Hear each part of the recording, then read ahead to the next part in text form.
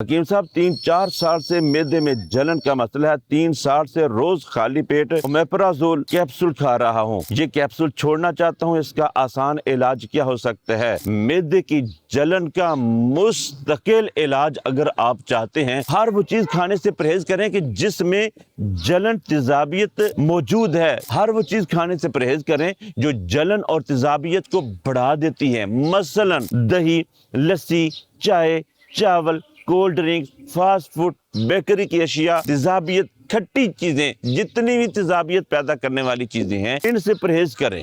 اور جو چیزیں آپ کو کھانی چاہیے وہ کیا؟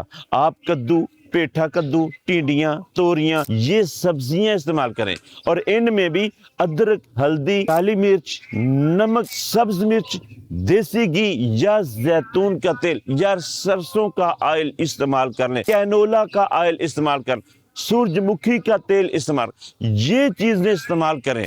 صبح نہار میں روٹین سے شہد استعمال کرنا شروع، شہد خالص ہونا ضروری ہے۔ جب آپ اس روٹین سے چلیں گے تو روز بروز آپ کو بہتری فیل ہوگی۔ اور اجوائن دیسی، خشک پودینہ، 2 چیزوں کا قہوہ شہد ڈال کے دن میں کم از کم 3 مرتبہ استعمال کریں تو آہستہ آہستہ یہ مسئلہ آپ کا حل ہو جائے گا۔